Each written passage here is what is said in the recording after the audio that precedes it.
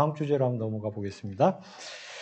김태효 안보실 제1차장 오늘 그 일본의 마음 발언이 아주 논란이 네. 됐어요.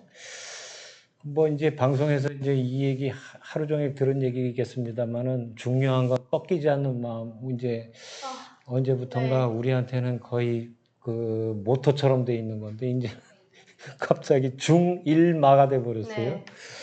이거 어떻게 보세요? 저는 이거 정말 이게 국민 한 사람으로서 참담합니다. 예. 근데 일본의 마음이라는 게 뭐죠? 일본 총리의 마음인가요? 일본 지금 집권 자민당의 마음인가요? 글쎄요. 뭐 정확히 뭘 얘기하시는지 모르겠습니다만 이게 워딩을 한번 보면 이분이 김태호 차장이 KBS 인터뷰에서 한 이야기인데요. 사도광산 논란 이런 거 관련해서 뭐라고 얘기했냐면 과거사 문제에 대해 일본이 또 고개를 돌리고 필요한 말을 하지 않으면 엄중하게 따지고 변화를 시도해야겠지만 중요한 건 일본의 마음이다. 마음이 없는 사람을 다그쳐서 억지로 사과를 받아낼 때 그것이 과연 진정한가? 이렇게 이야기를 하셨어요. 네. 근데 저는 이게 이번 광복절 기념사에서 대통령께서 일본에 대한 얘기를 거의 하지 않으셨단 말이에요. 우리가 이제 뭐 1인당 그 국민소득이 일본을 넘어섰다. 이 정도 이야기만 하셨어요. 그랬을 때 여당과 또 언론들이 대통령실에다가 물어봤죠. 왜 기념사에서 어떻게 일본에 대해서 이렇게 이야기가 없을 수 있습니까? 그랬더니 이것이 진정한 그 길이다. 우리가 일본보다 더 이제 잘 살게 되고 더 앞서 나가고 있다는 거. 이게 정말 진정한 그 길이기 때문이다라고 이야기를 한 거예요. 저는 대통령실의 이 발언 굉장히 부적절했다 생각하고 대통령께서 하시는 말씀은 초등학생을 넘어선 유치원생도 듣는 순간 알아들어야 된다고 생각합니다. 그런데 광복절 기념사에서 대통령께서 뭐 6.25가 아니잖아요, 그날이. 그런데 우리가 북한과의 관계에 대해서 말씀하시고 그게 진정한 광복이다라고 말씀하시는 것까지는 의도는 알겠지만 일본과의 관계에 대해서는 한번 짚고 넘어가 주셨어야 됐다. 근데 지금 우리 좀 아까 얘기했던 김태효 차장이 했던 얘기들 여기에 대해서 대통령실에서 뭐라고 얘기하냐면 앞뒤의 맥락을 잘 이해하면 충분히 공감될 것이라고 해요. 이게 공감할 이야기인지 저는 모르겠어요. 이해는 할 수 있겠죠. 무슨 말을 하려는지 알겠어는 되는데 이것을 공감이라고 표현할 수 있을까요? 저는 김태호 차장이 이런 이야기를 했던 게 방송에서 보도가 됐으면은 대통령실에서 이거 우리가 뭐 구두 경고 조치라도 했다. 다시는 이런 말 나오지 않도록 우리가 단디하겠다라고 했었어야 되는데 오히려 국민들을 어린애 취급하는 거예요. 잘 들어봐. 잘 들어보면 공감이 될 거야 라고 하는 거. 이거는 저는 말한 사람도 잘못했지만 여기에 대해서 해석해주는 사람도 너무 잘못했다. 굉장히 부끄럽다. 저는 그렇게 생각합니다. 그러니까 대통령실에서 이 발언에 대해서 일본이 식민지 지배에 대해서 공식적인 사과가 수십 차례 있었고 그런 사과에 피로감이 있다. 이런 식으로 지금 김태효 차장의 발언을 조금 카바를 했는데 일단 공식적인 사과 수십 차례는 아니고요. 그렇죠. 뭐 해봐야 십수 차례일 겁니다. 그 생각보다는 많더군요. 많은데 저는 이게 일본의 마음, 진짜 아까 대통령도 그 기념사에서 일본에 대한 자신감, 어떤 그 길, 아까 저는 강 변호사에게 대단히 동의하는 게 좀 알아듣게 얘기했으면 좋겠어요. 그러면은 우리는 그동안 자신감이 없어서 일본한테 사과를 요구한 건가? 우리가 그 길을 못해서 일본한테 계속 사과와 반성을 촉구한 것인가? 저는 이 진정성을 바라기보다 좀 더 구체적인 어떤 사과와 반성을 받기 위한 거는 일본의 마음이 아니라 일본의 정치 상황이에요. 지금 우리가 위안부의 강제성에 대해서 처음으로 인정한 고노다마 같은 경우에 1993년의 일입니다. 그게 이제 YSD 일인데 고노다마만 해도 고노가 자민당이에요.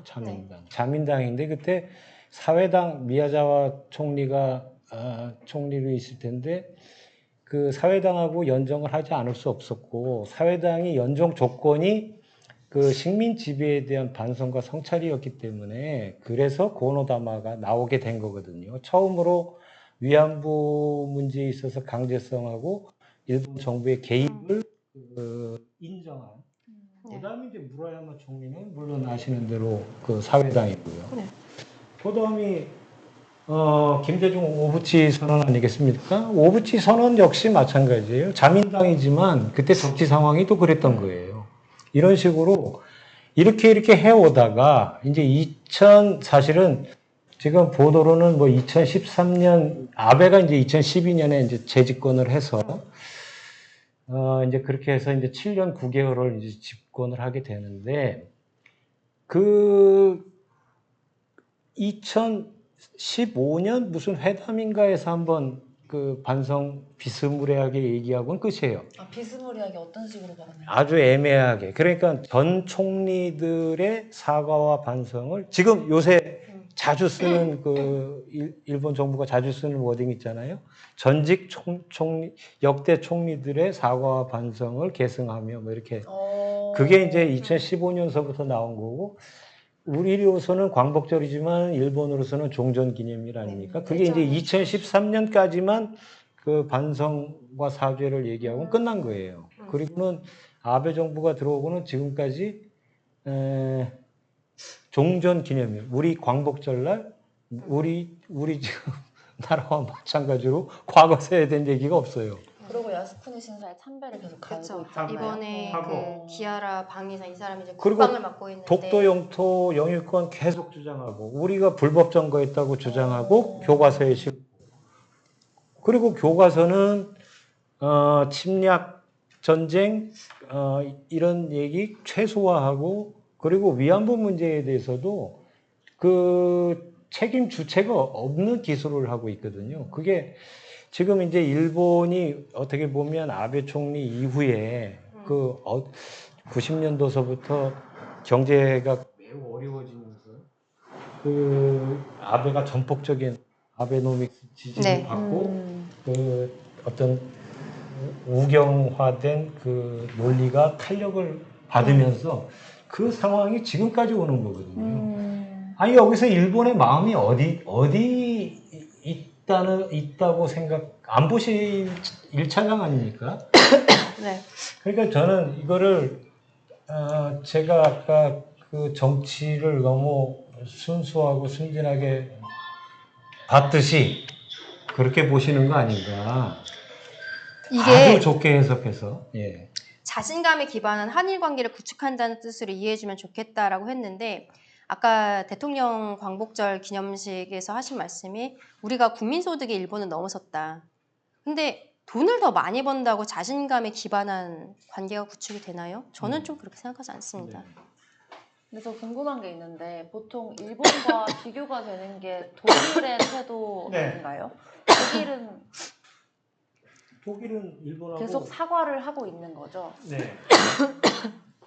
그 아주 대표적인 예로 1970년 초에 3대인가 4대 총리 빌리 브란트 총리가 폴란드 그 위령탑 앞에 가가지고 한겨울에 1월 달에 갑자기 무릎을 꿇고 거기서부터 이제 어떻게 보면 독일 정부의 공식적인 사과가 아주 그냥 깔끔하게.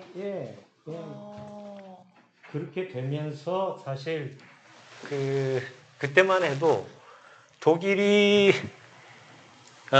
이른바 이제 서방하고만 외교를 맺는 뭐 이게 좀 할슈타인 정책이라고 썼는데 바로 그 빌리 브란트 그 총리가 그 위령탑 앞에서 무릎을 꿇음으로 해서 이분이 우리 이제부터 동방하고도 외교 관계를 맺는데 여기서 동방 서방은 지리적인 동방 서방이 아니고 서방은 자본주의 국가, 동방은 공산주의 국가예요. 네. 그러니까 그랬을 때 동구권 국가들이 서독하고 그 진정성을 보고 서독하고 외교 관계를 맺어도 되겠구나라고 된 계기가 됐거든요. 그러니까 하여튼 하여튼 빌리 브란트 예만 있는 게 아니고 뭐 무수히 꾸준히 있지만 많이요. 예 무수히 있지만 근데 일본은 이렇게 사과도 안 하고 계승한다 하고 뭐 이런 태도는 표현을 너무 했죠. 많이 다르죠. 그거는 일본은 사실 또 어떻게 보면 일본의 독자적인 게 아니라 일본이 바로 미 군정하에 또 놓이게 되잖아요. 미국은 그때는 바로 이제 소련하고 상대해야 되는 데서 일본을 소련에 대항하는 어떤 기지로 사용하면서 그때의 그 전범 책임이 있는 사람들을 우리나라와 마찬가지로 우리도 친일파들이 경찰 군인으로 다시 다 또 들어갔듯이 일본도 거의 비슷한 전철을 밟으면서 과거사 청산이 일본도 안 됐던 거죠. 그러니까 독일하고 일본의 과거사 청산은 사실 시작부터 달랐고. 예 그거는 사실 또 미국이라는 어떤 주체가 있었다 이렇게 간단히 설명을 드리고 여기서 김태효 차장의 일본의 마음 발언 문제를 한번 내겠습니다. 1번 이 발언의 의도는 과거사 외면이다. 2번은 일본의 진정성 확보하기 위한 것이다. 이거는 뭐 다 그냥 또 맞추실 수 있겠죠. 예령 씨도 또 맞추겠죠? 그렇죠. 얼마나 나올까요? 강 변호사님 뭐 얼마나 나올까는 네. 몇 대 몇? 제가 지금 아직 기침이 완전히 잦아들지 않아서 잠시만 좀. 감기가 드셔가지고 그렇죠. 거의 끝나가는데 갑자기 또 저녁 되니까. 그럼 제가 한번 맞춰볼까요? 과거사 외면이 거의 뭐 제가 지금 투표하고 계신데 섣부르게 말하기 그렇지만 한 괜찮아요. 99% 맞는 것도 아닌데. 99% 나오지 않을까요? 그럴까요? 그렇게나 나올까요? 한번 볼까요? 네, 한번 보죠. 네, 김태효 차장의 일본의 마음 발언은 과거사 외면이다, 진정성 확보다. 결과 한번 보겠습니다. 95.5% 얼추 비슷하지 않나요? 그쵸? 네, 95.5% 나왔습니다. 선별 결과 바로 보여주세요. 하여튼 화가 많이 나 있어요. 네, 마찬가지고 연령별 결과 보겠습니다. 연령별도 대부분 과거사 외면 90% 이상 투표해 주셨습니다. 저는 앞서도 말씀드렸지만 이렇게 대통령의 기념사라든지 그리고 대통령실의 고위직이 언론과 인터뷰를 하는 데 있어서 대통령실에서 메시지를 조금 더 정돈을 해줬으면 좋겠다. 맞아요. 더 쉽게 그리고 맞아요. 국민들의 마음에 다가갈 수 있게 그리고 만약에 문제가 되는 발언들이 있을 때 거기에 대한 해명도 좀 더 뭐 지금 한동훈 대표가 표현하는 걸로는 국민 눈높이에 맞게 좀 해줬으면 좀 좋겠어요. 알아듣게. 네, 저는 오늘 사실 이슈도 아니고 제가 보수적 패널로 나오지만 이 두 가지 이슈에 대해서는 너무 아쉬워요. 대통령실에서 그 다음에 나온 이 발언과 태도들이 더 아쉽다. 그거 꼭 말씀드리고 싶어요. 근데 저는 아직 금요일 방송에서도 얘기했습니다만은 그 기념사에 50번이나 등장하는 자유가 도대체 저는 무슨 의미의 자유인지 그리고 자유 통일이라는 거는 무슨 개념인지 저는 아직도 모르겠어요. 그날 제가 김기영 그 위원장한테 여러 번 묻기도 했는데 아직도 모르겠고 요거 결과 다시 봐야죠. 네, 상품 받아가실 분들 두 분 누구 계신지 한번 보겠습니다. 당첨자가 12명인데요? 197점으로 당첨자가 12분이 나왔고요. 이게 공동 1등이 되는 건지 아니, 이거 우리 파산하는 거 아니에요, 이거? 저도 지금 계산하고 있는데 저 오늘 이거 출연료 못 받는 거 아니에요, 이거? 이게 무슨 일이죠? 이거 큰일 났는데. 큰일 났는데요. 추후에 이거는 12분 나온 거는 추후에 확인하고 공지사항으로 올리도록 하겠습니다. 와. 197점을 받으신 분이 12분이나 계세요. 아니 그리고 2등도 몇 명이에요? 2등도 하나 둘 6명 정도 되는 것 같아요. 아니 5명? 4명. 네, 그러네요. 4분이네요. 189점이 아니 이렇게 동점이 많이 나와? 댓글에 이러면 방식이 바뀔지도 아주 뭐 이거 13명에게 모두 줄 듯? 오늘 이렇게 해본 말씀하시는데. 이거는 뭐 제가 볼 때 뭐 기다릴 것도 없어요. 12분한테 다 드려야죠. 그쵸, 드려야죠. 아니 근데 12분은 1등이고 4분이 2등이잖아요. 네. 아, 그럼 12분에게만 뒤에 그 드린다고? 4분은 이제 13등이 된 거니까. 네네, 아. 그렇다고 합니다. 12분 축하드립니다. 축하드립니다. 12사도가 그러게요. 이야, 완벽하네요. 한 더즌. 이게 이제 제가 한번 바꿔보자 그래서 바꾼 거예요. 큰일 났네 이거. 파산하겠어요. 큰일 났네요. 예. 그래서 지금 이제 김태효 차장 네. 얘기를 조금만 더 해보면 그 안보실의 실장이 3번 바뀔 동안 이 김태효 차장은 맞아요. 건재하고 있어요. 그 실장 아래에 각각 차장들이 있는 그렇죠. 거죠? 지금 1차장이거든요. 1차장, 2차장 뭐 이렇게 있겠죠. 그래서 이분은 이제 윤석열 정부 시작할 때부터 계셨던 분인데 그 5월에 시작을 했잖아요. 근데 그해 10월 정도에 실상은 또 대법원의 확정 판결을 받으신 것도 있었어요. 네. 그게 이제 MB 때는 이분이 청와대 대외전략기획관을 하셨는데 이제 퇴직을 하면서 군사기밀이 있는 문건을 외부로 유출했다는 혐의였어요. 네. 그래갖고 벌금 300만 원이 나왔고, 근데 그게 선고유예가 되기는 했어요. 선고유예라고 해도 그거는 일단은 유죄를 대법원까지 가서 판결을 받은 거거든요. 그래서 그때 2022년 군사기밀보호법 위반은 그 선고 2심 가서 선고유예가 나왔나요? 네, 그 선고유예 형태로 대법원까지 확정이 된 거예요. 벌금 300만 원이. 그래서 그때 이게 22년 10월 정도였는데 한 11월쯤 해서 뭐 민주당에서 이제 뭐 사퇴해야 되는 거 아니냐, 또 이제 진보 쪽 언론에서도 문제 제기가 있었는데 그때도 이제 별 얘기가 없이 이분이 그냥 계셨고, 근데 그때는 어떻게 보면 정권이 시작할 때였잖아요.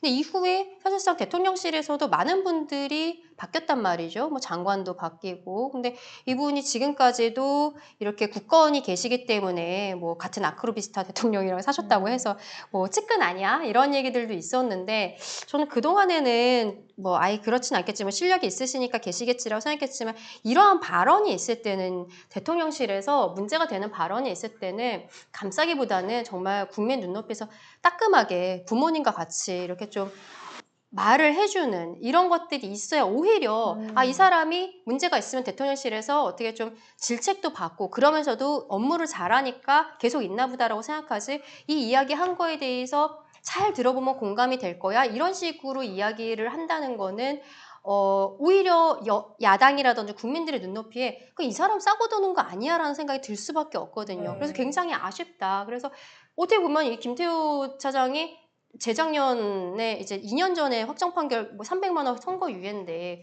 이거를 지금 굳이 우리가 얘기할 필요도 없었는데 이 사람 실세 아니야라는 얘기가 나오니까 이 얘기가 다시 꺼내지는 거잖아요. 2012년에 그 총선 대선 같이 있던 해인데 그때는 국군 사이버 사령부 댓글 부대 댓글 공작 관련해서 김관진 전 국방장관하고 같이 또 1심에서 벌금 1,000만 원 받아요. 그리고 2심에서 또 선고유예 되거든요. 저는 아까 우리 강 변호사가 이 선고유예하고 조금 헷갈리신 줄 알았는데 또 그런 사실도 있고, 이게 지금 이거는 이제 2012년도의 그 재판인데 거기다가 또 2011년도에는 그 천안함 연평도 그 포격 사건 그 북한 측에 그 어떻게 보면 그 유감 표명을 좀 해달라면서 또 돈봉투로 전달했다는 어떤 또 그런 사실도 확인됐다는 얘기가 있어요. 그 부분은 제가 뭐 알지를 못해서 그 부분도 있고 해서 하여튼 여러 가지로 지금 이렇게 걸려 있는데도 불구하고 지금 굳건히 어떤 자리를 갖고 계신데, 이분 주로 이제 논문에서 주장하는 게 유사시 그 자위대의 그 한반도 개입, 그게 이제 필요하다라는 주장이시고, 뭐 한일 군사협력은 반드시 필요하다는 입장이시고, 그러니까 하여튼 일본하고의 군사협력에 있어서 상당히 어떤 확신을 갖고 계신 어떤 분이에요. 이제 이런 코드가 혹시 윤 대통령하고 맞는 거 아닌가? 저는 그렇게 생각하진 않습니다. 이분이 근데 지금 우리가 이런 이야기를 하게 되는 게 불필요한 이야기들이 만들어진다는 거예요.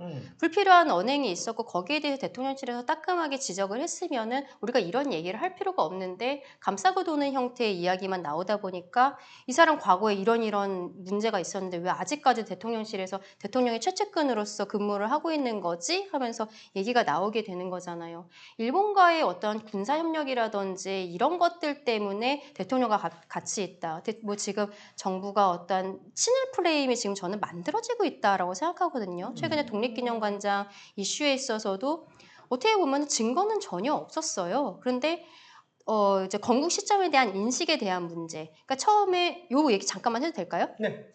독립기념관 이제 광복절이 끝나긴 했지만 저는 이 문제는 좀 짚고 넘어가야 된다라고 생각을 하는데 이 관장이 처음에 임명이 됐을 때 광복회에서는 뭐라고 하냐면은 이 사람을 임명을 했다는 것은 건국절을 제정하려는 취지 아니야?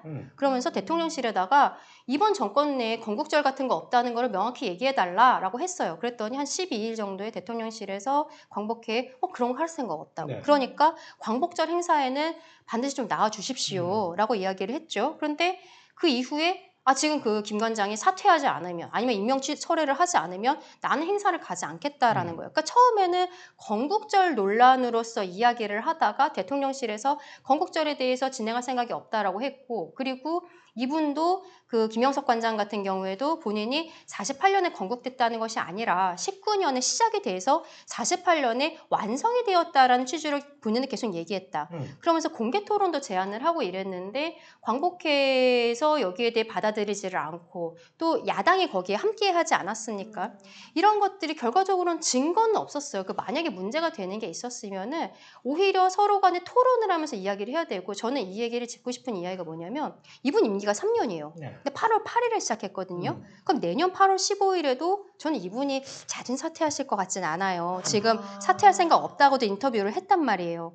그럼 내년 8월 18일이 되든지 뭐 3월 1일이 되든지 이렇게 됐을 때 그 시기가 되면 야당에서 다시 한번 문제 제기를 할 겁니다. 그렇기 때문에 저는 이 부분에 있어서 털고 가야 된다. 이게 여당이나 야당에서 처리할 것은 아니고 학계라든지 이런 데서 정말로 토론회 같은 거를 해서 건전하게 해결을 해야지 안 그러면 다음번에 또 문제가 되고 그러니까 지금 이런 형태의 조금 발언이 과거에 일부 문제가 있어 보이는 부분들 이러한 인사들이 있는 거 아니에요. 지금 김태호 차장에 대해서도 이 사람 뭐 일본과의 그 군사 협력에 대해서 적극적인 입장인데 그러면은 이 정부의 어떠한 일본과 가까운 이런 스탠스와 맞는 거 아니야라고 이해하시는 이런 불필요한 오해들을 저는 좀 종식시켜야 된다 그렇게 생각을 합니다. 네. 그래서 문제 한번 내볼게요. 그 김태호 국가안보실체 1차장 그 자리에 적합한가 한번 물어볼게요. 1번 적합, 2번 부적합. 이것도 뭐 거의 뭐라고 나올까요?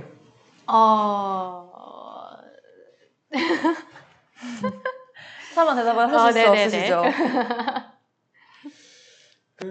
이분 관련해서는 사실 이제 한일 군사협력의 그 필요성에 대해서는 얼마든지 저는 사견으로 주장할 수 있다고 봅니다. 근데 이게 일본이 평화 헌법 해석에 대한 계속적인 새로운 해석을 시도하고 그러면서 이제 다른 나라 동맹국의 어떤 전쟁에 참전하는 것도 가능해졌고 이제는 적 본토 침투까지 가능하게 지금 해석이 바뀌었거든요. 이거는 사실 해방 광복 그러니까 일본으로 얘기하면 종전 당시의 상황하고는 완전히 바뀐 거고 그리고 일본이 자위대라고 부르고 있습니다만은 네. 그 군대에 쓰는 돈이 어마어마해서 이미 세계 5위 군사국가고 일본이요? 27년에는 3위 군사국 미국, 중국에 의해서 3위 군사국가가 된다는 거거든요. 오, 그렇구나. 그래서 지금 이게 예를 들어서 독도 영유권 같은 지금 부분에 이렇게 부딪히고 또 과거사 부분에서도 뭔가 깔끔하게 해결이 되지 않은 상황에서 일본하고 군사협력 이거는 관점에 따라서 필요하다고 주장할 수도 있겠습니다만은 대단히 위험할 수 있다고도 볼 수 있는 거거든요. 위협을 느낄 수도 있기 때문에 어느 한쪽으로만. 근데 이제 이분의 맡으신 직분이 네. 과연 이 적합한가 한번 결과 한번 보겠습니다. 네, 김태휴 국가안보실 제1차장이 자리에 적합하다, 부적합하다 참가자들의 생각 한번 보겠습니다. 그래도 적합하다는 분이 18.6%나 있으세요. 뭐 8대 2 그럴 수 정도면, 있죠. 성별에 따른 결과 보겠습니다. 네, 성별도 마찬가지로 8대 2 정도의 비율 나오는 것 같습니다. 연령별 결과 볼게요.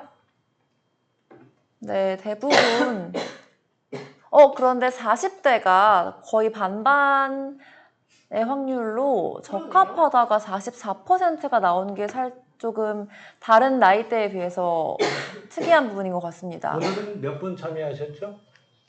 90분. 그러면 결과는 이 결과 보기가 무섭네. 한번 보여주세요. 그래도. 네, 1등, 2등 결과 한번 보겠습니다. 이건 2등이 또 2등이 네 분이신가요? 네 분이시네. 네, 1등은 197점으로 딱 한 분 계시고 2등은 4분이십니다. 이분들도 다 받아가시는 거겠죠? 그렇죠. 네. 그렇게 해야죠. 축하드립니다. 이 방법은 내일부터 좀 변화가 있지 않을까. 오늘이 축제네요. 아니 이렇게 동점자가 많이 나오지 않는다고 했는데 왜 이렇게 동점자가 많이 나오나? 그거는 뭐 그 제작진들이 좀 또 수기를 해봐야 네. 되는 문제고. 뭐 로또 1등도 가끔 막 수십 명 나올 때 그쵸? 있으니까요.